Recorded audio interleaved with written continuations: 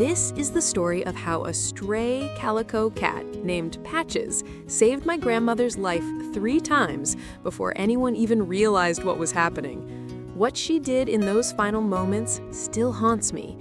And by the end of this, you'll question everything you thought you knew about how deeply animals can truly understand us. I need to tell you about my grandmother first. Margaret was 76 years old, living alone in her 2-story house in suburban Pennsylvania. Sharp as a tack, independent to a fault, and absolutely stubborn about not moving in with any of her children.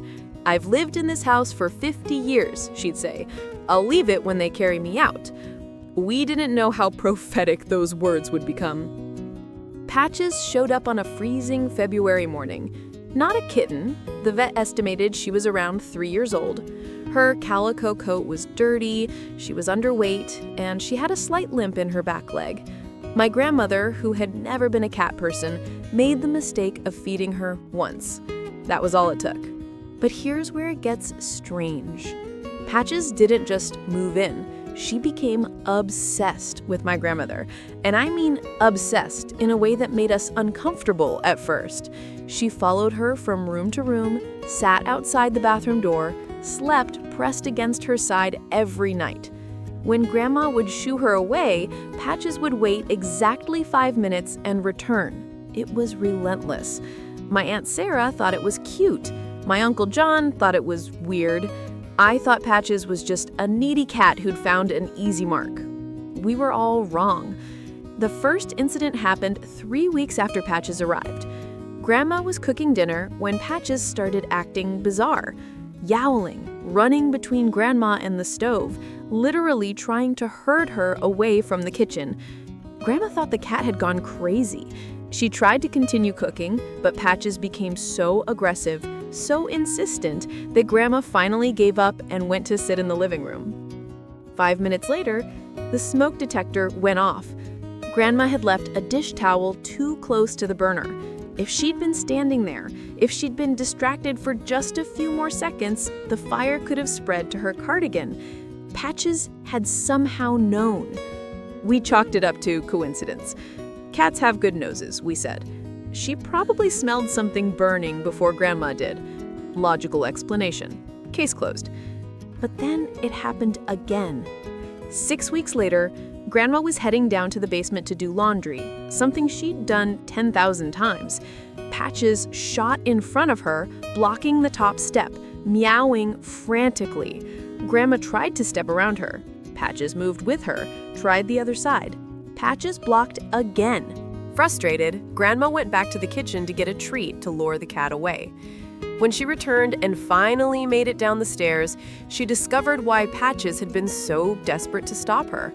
The bottom 3 steps were wet. A pipe had been slowly leaking. In her usual hurry, carrying a full laundry basket, Grandma would have slipped.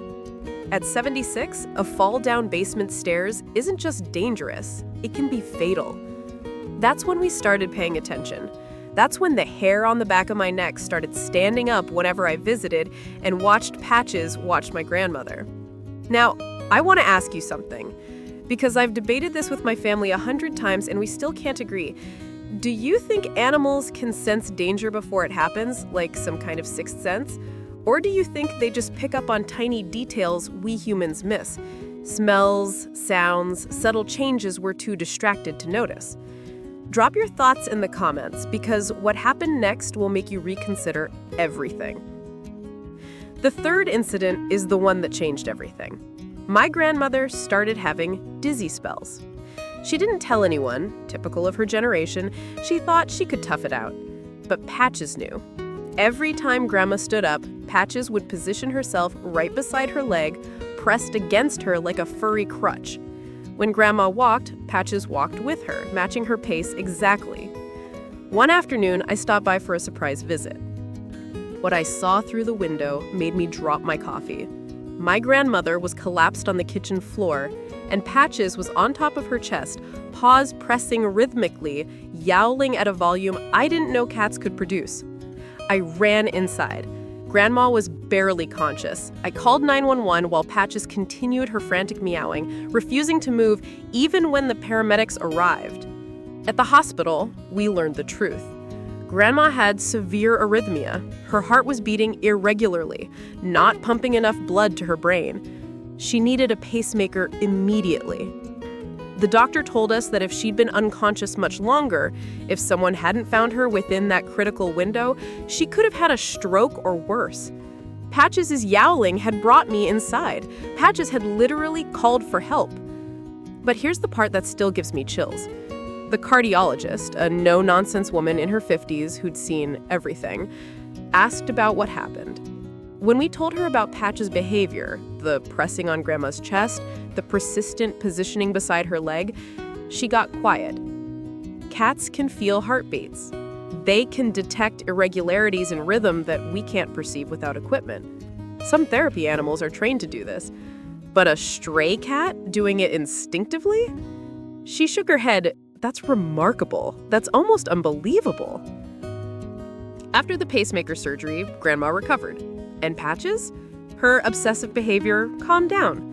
She still followed Grandma around, still slept beside her, but that frantic, desperate quality was gone. It was like she'd been on a mission, and now the mission was complete.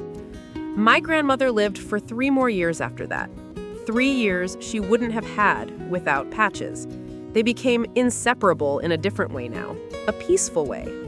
Grandma, who'd never been a cat person, would spend hours just sitting with Patches in her lap, stroking that calico fur, whispering things we couldn't hear. When Grandma finally passed, peacefully, in her sleep, in her own home, just like she wanted, Patches was beside her. We found them together the next morning. And here's what broke me. Patches had placed her paw on Grandma's hand, like she was saying goodbye, like she was telling her it was okay to go now.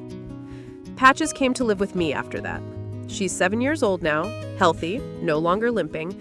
She's a normal cat, playful, occasionally affectionate, independent. She doesn't display that intense, obsessive behavior she had with Grandma. It's like that part of her only existed for one purpose, for one person. Scientists will tell you that cats don't form emotional bonds the way dogs do, that they're solitary creatures driven by survival instinct, not love. But I watched a stray cat with a limp spend 3 years guarding my grandmother like she was the most precious thing in the world. I watched her save a life 3 times. I watched her say goodbye. So here's my question for you, and I really want to know what you think. When Patches showed up that February morning, was it just random chance? Or do you believe, like I've come to believe, that sometimes the universe sends exactly who we need, exactly when we need them, even if they arrive on 4 paws with a limp and a purpose we don't understand until it's too late? What would you have thought if Patches had shown up at your door?